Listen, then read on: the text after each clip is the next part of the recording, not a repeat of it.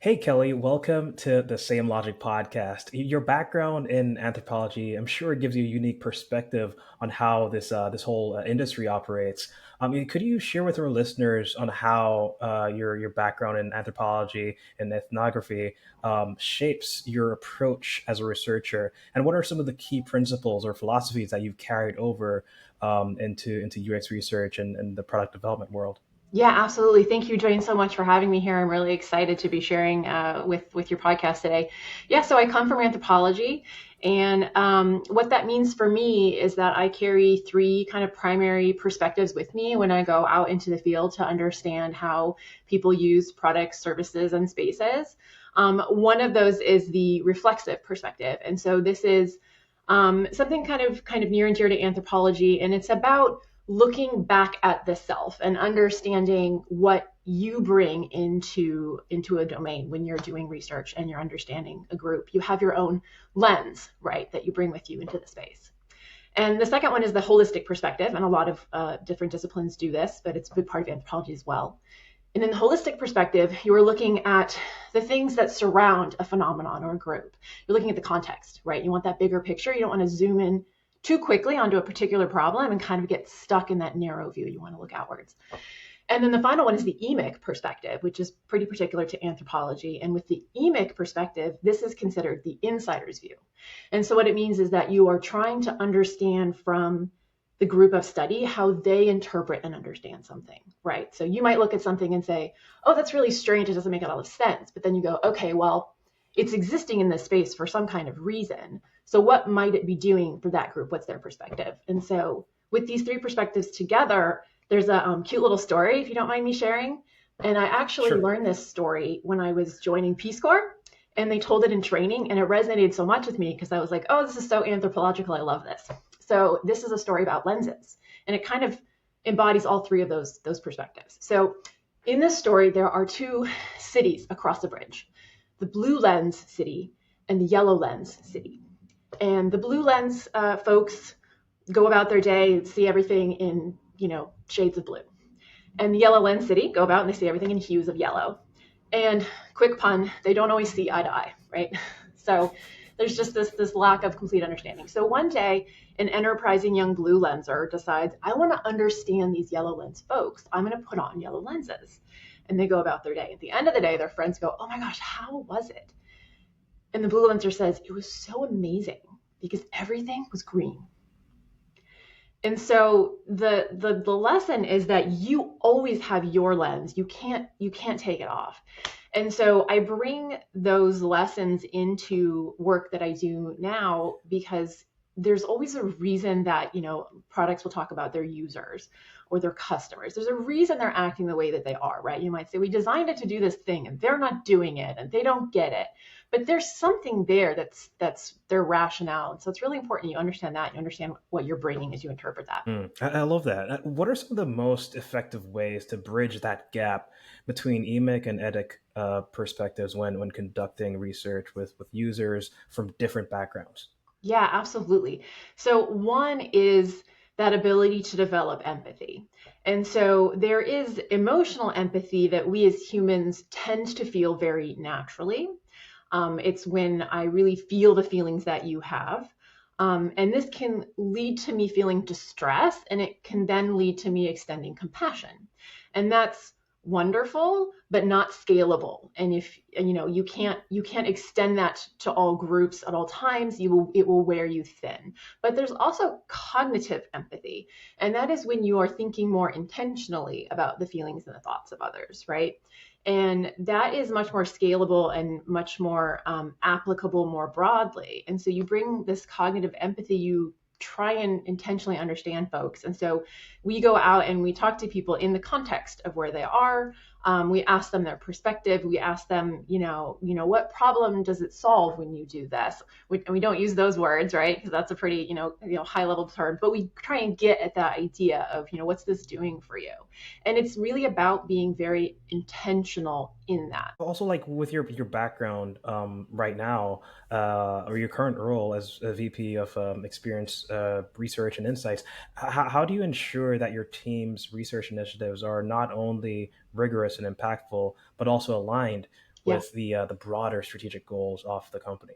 Yeah, absolutely. So with Genian, when we do an engagement, research is baked into the project. And so we work across digital space and people, so we can solve problems across the whole employee or customer experience. And when we're working with, say, in the physical space area, we're working with architects and interior designers, we bring them into the research engagement. We don't just send the research team out to go do a bunch of work and then come back and write a report and then hand it over to the designers and say, have fun with this, right?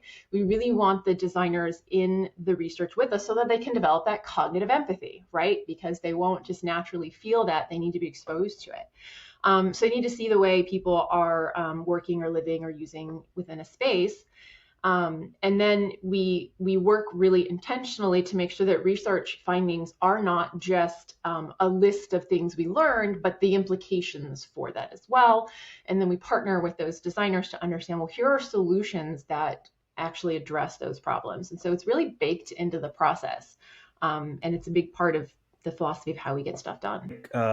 You mentioned empathy as well, empathy for the user. One of the things or the actions that we can do to really understand how users are experiencing products, to really understand their experiences, pretty much like running a workshop or just like co-creating with users. How do you design your workshops or co-creation sessions with users to ensure you're extracting as much value to improve the product? Yeah, absolutely. So one thing we want to do is also extend empathy to the stakeholders, right? So we always Yes, start with as well. understanding, yeah, and you did allude to this in your previous question. I didn't get to it, so I apologize. But we take the same approach to understanding stakeholders as to understanding that end user, that customer, that employee. And we want to have interviews with them and understand them. And sometimes we'll do a workshop just with them up front, kind of depending on, if there's a very complex organization involved and you really need to work in a lot of viewpoints. And so what we do is we need to understand what are their goals and their overarching initiatives. And it's important to understand things like how does the business excel and how are individuals rewarded or compensated, right? Because those are their drivers, right? And so understanding those things will help you shape the project and then shape whatever your research is going to be, whether it be a workshop with the employees or the users, the customers, or if it's going to be individual interviews or observations or a combination. And there's a ton of other methods we can use. Sometimes a diary study is appropriate, right? Diary studies are great for things where it's not really feasible for you to get into the context. Certain types of patient care, for example, you can't really go in there and watch. You might ask the nurse to do a diary study of reflections at the end of the day or something along those lines.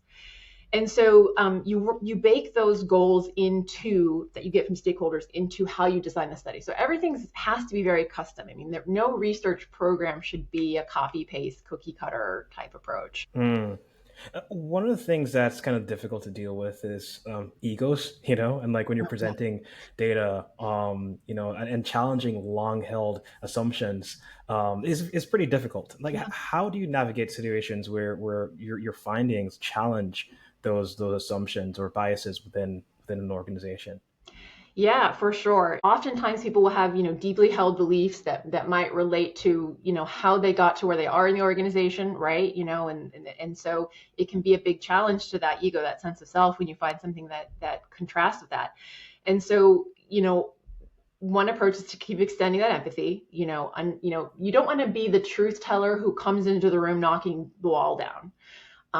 Because that's going to be off-putting, and that's going to, when people put their guard up like that, they're not receptive to new information. We see, right? You can see this so much in today's world. Nobody wins an argument by yelling.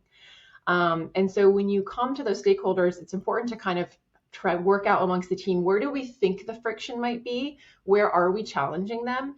And what's the best way for us to bring this to this personality? And so you come with the data, you come with the deep stories. You may want to do a little bit of extra research if you feel like, all of the findings are very qualitative, which is very valid. But if we know this individual will be resistant to that, we might want to go ahead and do some quant to back it up. If that's their love language, so to speak, is the numbers, maybe we need to do that. And so it's about understanding, why are they going to be challenging it, and why is that threatening to them in what way, and being prepared to speak to them in the way that that make sense to them. What are some of the most underutilized or overlooked methods for research in the UX field that, yeah, like that we're not really paying attention to? Obviously, like it's Yeah. overlooked or underutilized, but and how can they be used to like uncover deeper insights and deeper understanding? Yeah. Oh gosh. I mean, across industries, I think there are different sort of flavors of the year that get brought out. I really think that diary studies get underutilized. I wasn't coming in planning on talking about diary studies for any particular reason, but it keeps popping up in my head. But those are a great way to let users do their self-reported data and to get kind of that longitudinal view whenever you've got time constraints. Like you can't be in the field for 6 weeks of time, but could you set up a diary study where you're just sort of monitoring? And so that's one that I think some people don't think to go to. In the past, diary studies were done on paper. Back in I mean, it was a diary. Like you gave them a notebook with prompts. But there's now a ton of tools, and there's also ways to DIY your diary study. Talk about that another time. But being really creative about the way you submit your prompts to users is really important. So I think diary studies are a good one. I'm not sure if I've seen a lot of participatory design lately. Again, I'm not in everyone's company, so I don't see it, but where you really let your end user sit with you and kind of play with what the solution might be, with the idea that whatever comes out of that day is probably not going to be the thing, right? But if you're in there understanding how they're building, that's good fodder for you to move forward and say, oh, how do we really optimize this, right? So those are two that I think haven't seen a lot of recently. And speaking of diary studies as well, are there any platforms that can actually help with making this, like the recording of people's experience a bit better? Probably like a video platform that can help Yeah, with recording people's everyday. Like, are there any that you're familiar with, or what would you yeah, suggest in that regard? for sure. There's two that I've used before and I've had good experiences with both. One is called Dscout, and the other is called Indemo. They have some different specialties that they do, but what they'll do is they'll help you recruit participants if you need that assistance. If you have your own participants, you can onboard them to the platform and they'll help you. But what it'll do is the participant will put the app on their phone, the participant app, prompts to go in X number of times a day or X number of times a week, whatever your study design is, and answer these prompts right through the app. And oftentimes that will involve either selfie video where they're speaking an answer to you, so you have all of the emotion and the facial expressions involved, or they might take video of them doing something. And both of those platforms are really, really great, and they have some various different specialties where you can, ping additional questions to a participant, which is really great. The old diary study, like I said, you had to have your diary study perfectly set up because it was going out, shipping out on paper, and you could never follow up in moment. You just have to get a pile of notebooks back and then hope that they got what you were doing. So that with the digital diary studies, you can intercept if a participant is sort of going off track and say, oh, thanks so much for that, but we're really hoping you would tell us a little bit more about how this part of the tool works. So yeah, those are both great. Pretty much as a anthropologist, you pretty much love to get like data from all sources to have like a better understanding of users' experience. How do you integrate these insights coming from all these Yeah. different data points to drive meaningful change, either for the product or even like influencing user action? Yeah. So when we're collecting data, you want to design a study where you know how that data is going to be used. Unfortunately, there's a philosophy among some businesses that you should collect all the data you can get, right? Just like vacuum it all up. But then there's often not a plan for it to do that. And we actually talk to a lot of clients who will say, we don't need your researchers to collect data. We've already collected a whole bunch. We just don't know what to do with it. And they'll have these really messy on disconnected data sets, right? And that's extremely difficult to work with. And so you want to make sure that your research plan, each piece of data, why you're collecting it and what you're going to do with it. Are you going to analyze it on a spreadsheet in connection with what other data points? Otherwise you end up with a big, mess at the end of the day. And, one of the ways that I like to think about it is because people say, oh, I want to collect more data, I want to collect more data. I like to think of it in common economic terms. If you've just vacuumed up a bunch of data, you have a surplus. What happens to the value of something in a surplus? right? It loses its value. And so Mm, you really want to mhm. be more precious about collecting pieces of data that are going to be useful and helpful to you. So the research plan and the forethought is hugely important. Mm. I love that. When it comes on to mentoring, you've mentored junior researchers. What are some of the most challenging, the most common challenges that you see them face, and how do you help them to develop their skills and most importantly, like develop their confidence? Yeah, for sure. I love mentoring. I really, it's so helpful to see other people grow and increase their skill set because you see them try things that you wouldn't have tried, and you go, oh my gosh, it works so well for them. So I really love that opportunity to be able to be a mentor. And one of the things that I see happen a lot is demonstrating the impact of the work that they've done. So many Mm, times, particularly junior researchers, they'll be working on something that directly impacts a particular product or piece of the product. And they can say, I did this research and it showed that this worked and that didn't. And then the team did this thing or they didn't do that thing. But all that shows is that, someone took your advice, which is a good starting point, but it doesn't show the impact or the magnitude of what happened from that. And that's very difficult for junior researchers to be able to develop. The impact is there, they just don't know how to recognize it.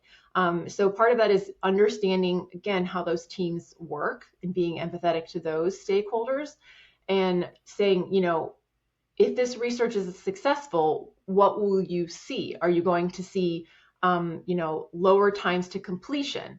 Are you going to see more revenue in this area? Are you going to see more signups? And being really clear about what those angles are, and then checking back in and saying, hey, how are we doing on that? The other thing is that a lot of times research um, won't drive those numerical changes very quickly because it might be, impacting more the decision making of teams. And so being able to talk with your stakeholders about what big decisions are you going to make once I complete this research, and then checking in and saying, what decision did you make? How did the research help? And being proactive with soliciting that information. That was one thing that I really enjoyed when I worked in Google on search, is that understanding the importance of impact was so baked into the organization that we all had the mhm. language to use.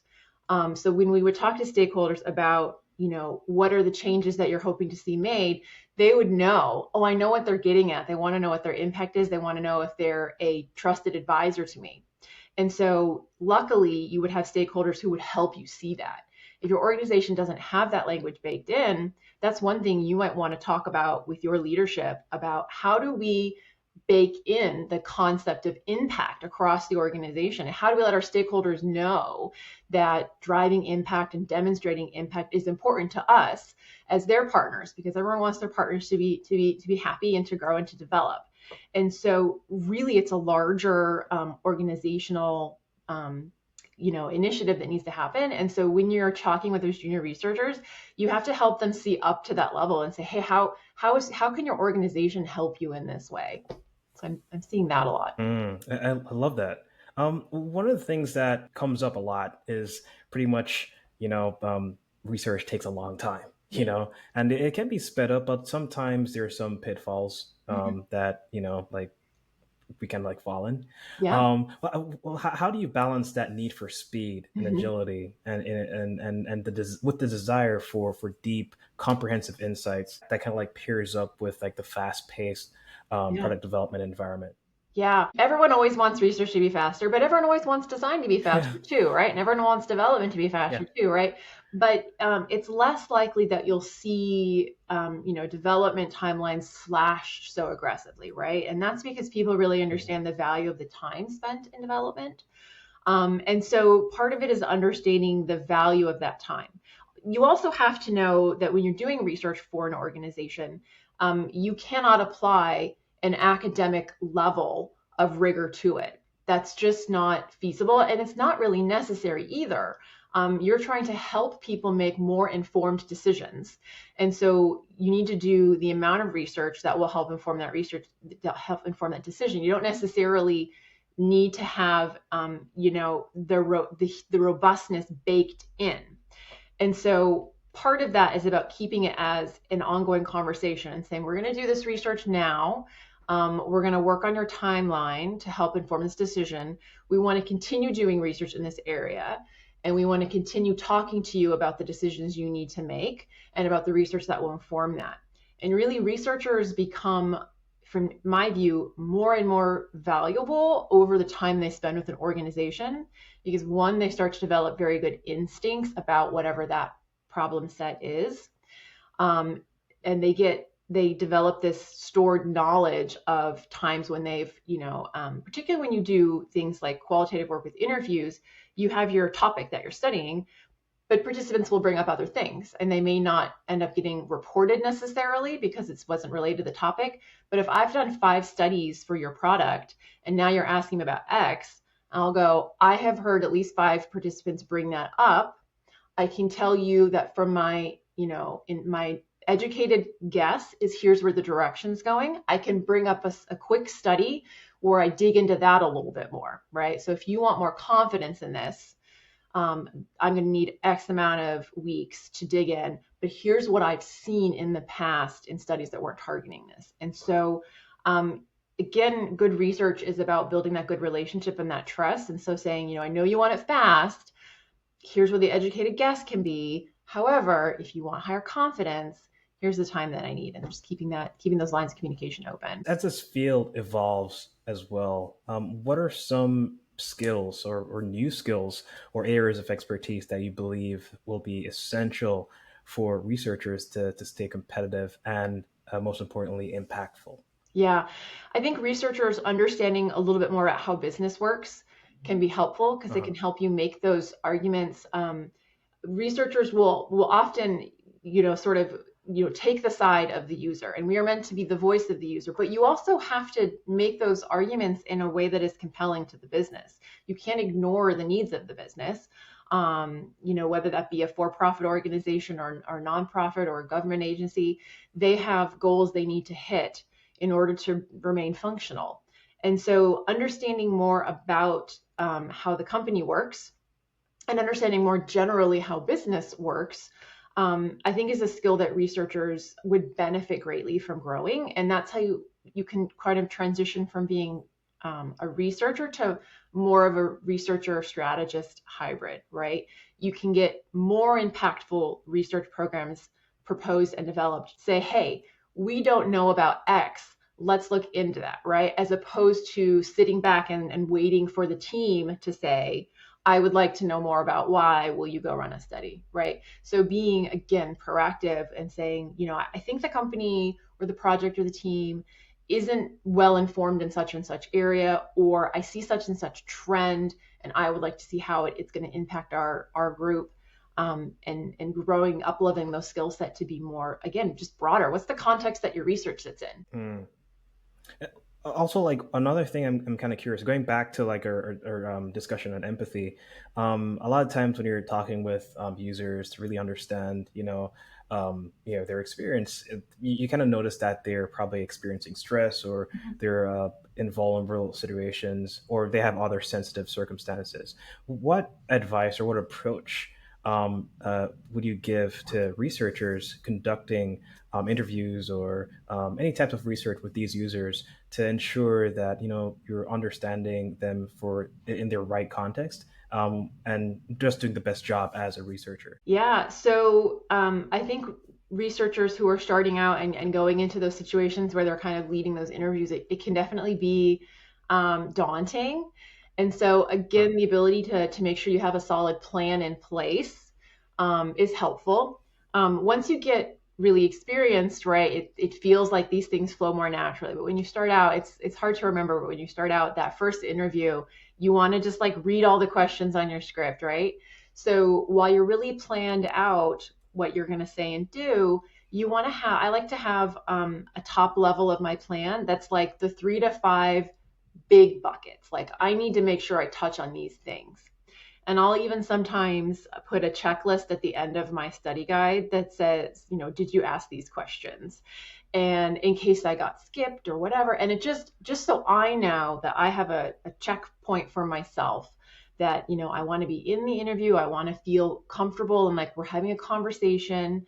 But I'll make sure that I get these 5 things at the end that we get a chance to go back and talk about them. Probably advice for any interview of any capacity. You probably have something you're referencing, or you reviewed right before, right? So those types of things, I'm sure your first interview, you were a little bit stressed out as well. Mm.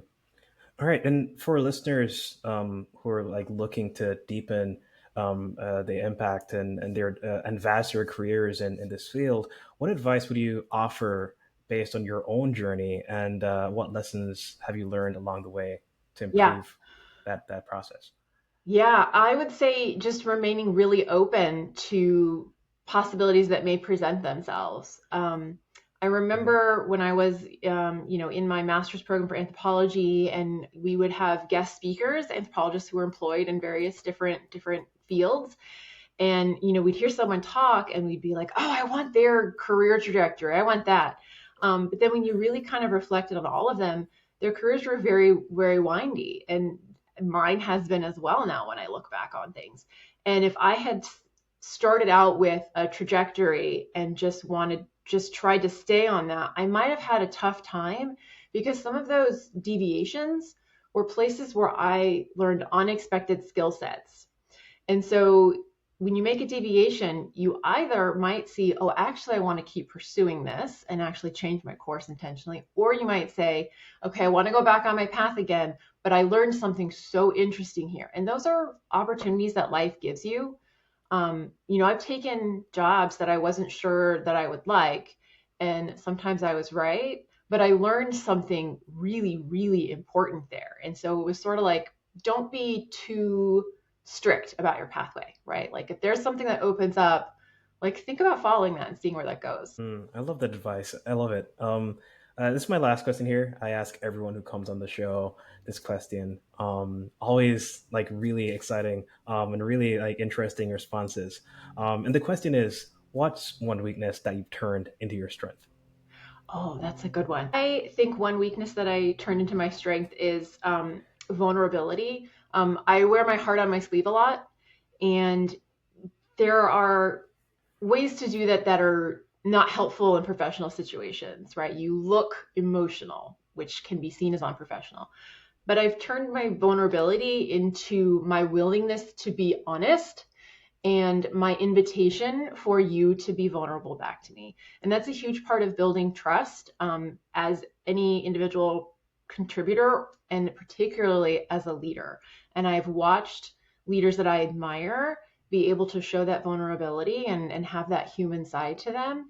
And those are the leaders that I've been like, I want to be like that person. Kelly, thank you. Thank you so much for your time today and joining us on the Same Logic podcast. I can't wait to share this episode with our audience. Thank you so much, Dwayne. It's been a lot of fun.